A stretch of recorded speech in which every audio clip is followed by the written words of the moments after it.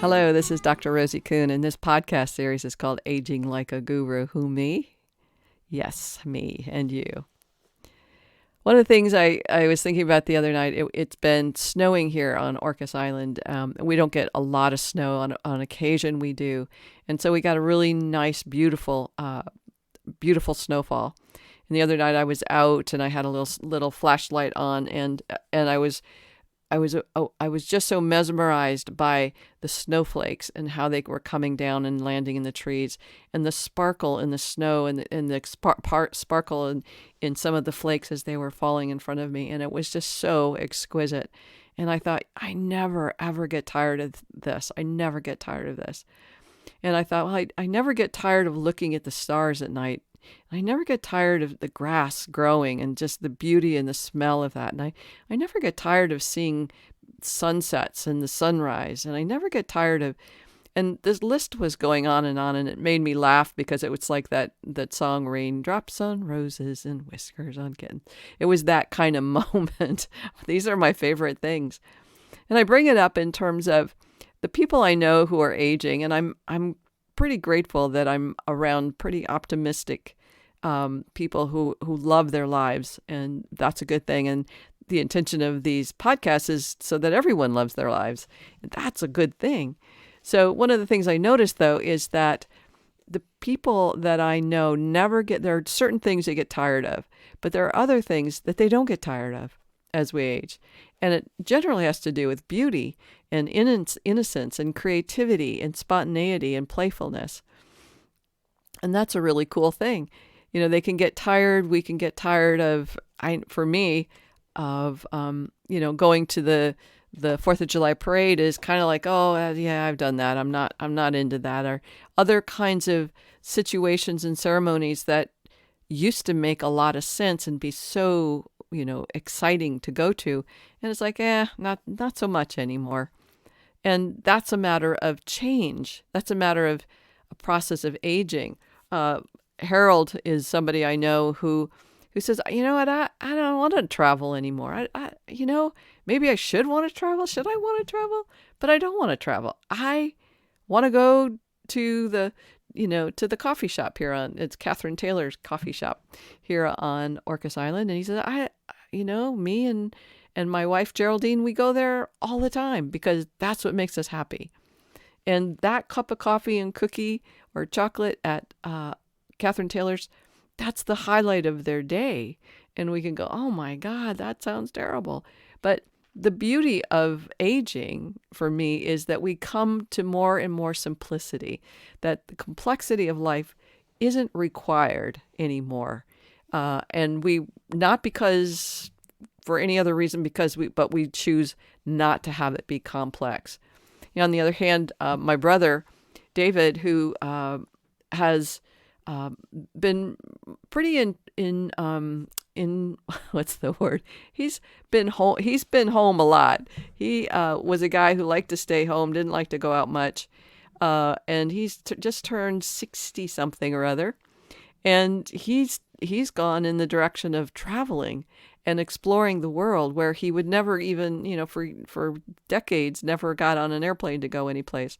He just didn't want to.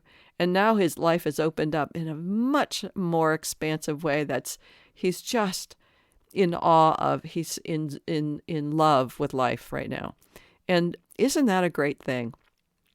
And the intention of these podcasts is to encourage and inspire you to be curious about, how do you make that true for you?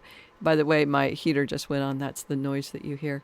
But how do you fall in love with life every day? How do you fall in love with life every minute or every second? And you might go, well, who cares? I need to make money. I need to feed my family. I need to pay the bills. I need to, whatever that is. And it's like, yeah, I totally get that. Totally get that. And at the same time, so it might not be your thing to find beauty and inspiration and fun and fulfillment. You won't be listening to these podcasts, most likely, if that was true. So the ability to be curious about what makes you you, and what makes you Be in life the way that you are. Who are you in this? Who are you? What are the expressions, the natural expressions of you that if just left where there was unlimited potential to just be and there was no more limiting constraints on you, who would you be? And here's an interesting thing, and again, I may have spoken to this before, but the kind of coaching I do is called transformational coaching, and my company is called the ParadigmShifts.com, the Paradigm Shifts Coaching Group, and the thing is we want what we want in a sense. I want that, which is so different from this. I'm just sort of saying it that way, which would require transformation. Some transformation would have to occur for you to go from here to there. And yet the thing is that we don't get that once that transformation has occurred, you don't know how to be that. You don't know how to do that. And so it's like a lot of people struggle with, I don't know how to get from here to there. I don't know how to get from the me I've been, the identity I've seen myself as, everything I've been doing. I don't know how to get from here to that other side of this. And for me, this is the quintessential moment and the quintessential place that each of us have to come to is this place where I don't know how to do this. I don't know who I am, and I don't know how to do this. And so I'm talking about two different things, but this second part, which is I don't know how to be me.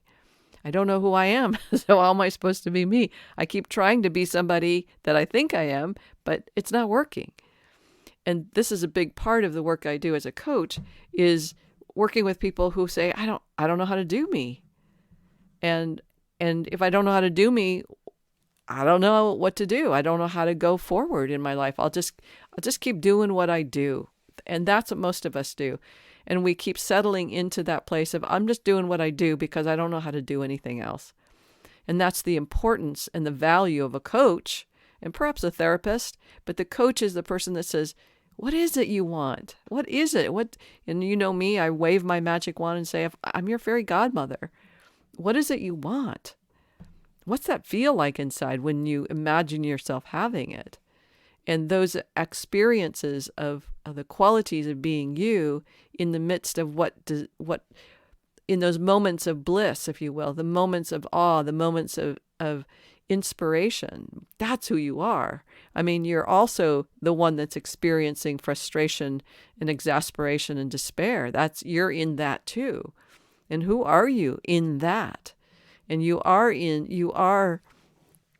exist and you are in the lack, the feeling of failures, the seeing yourself in the eyes of other people and that are looking at you in a way that makes you dismiss yourself. That's you too.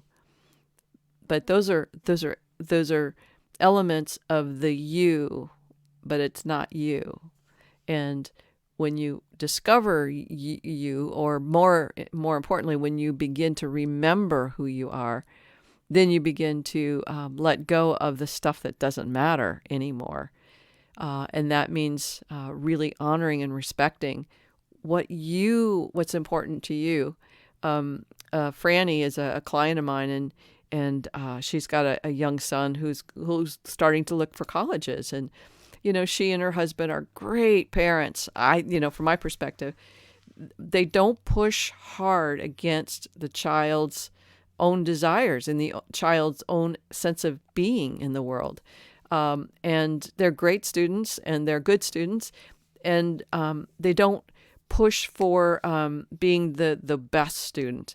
And they don't push because the resistance would cause friction in the family and dissonance in the family. And what they're training their children to do is follow their own inspiration and their own their own values, their own priorities. And that might mean their children go to junior college, but their children are going to be happy. And what Franny said the other day is something magical happened. Our son came and sat down in the living room with us and talked and just shared what was happening in his life. And she was like in awe. But that was the moment that she just so loved in her life. This moment where her son felt, he felt whatever he felt, he was able to sit down with them in their living room and just talk with them. And that is what she's wanting to empower in her children, is that level of trust and safety and respect and connection and engagement with the family. That's a priority. And so here in this moment, she was gifted with that and was thrilled. And that's happening because she's becoming more aware of who she is and how she's being in herself, in the world. But sometimes, I'm getting close to the end of this, sometimes she's like not sure who she is because she gets the feedback from other people that she's not doing it right, because she's not pushing her children for Stanford or Berkeley or the schools that are, high academic levels. She's not pushing for that because that's not what she sees as value. So she struggles with, who am I and how should I be and how should I look at this? And that's a big question for every one of us. And if you have to ask yourself, how should I look at this? Then I encourage you to look at the other side of that is, well, how do I look at this? And does that feel right to me? Does that feel right in my heart? And be curious about that. How should I look at this? Well, how do you look at this? So the way you look at things are going to allow you to see what you see from your heart and your essence. And that's going to bring you more joy. And that's going to bring you more simplicity in the knowing of who you are in that. And that will bring you more, I think, I just love the snow and, watching the flakes fall, those kinds of very simple parts of this human experience. All right, that's pretty much it for now. Big hugs, and I'll talk to you again soon. Bye-bye.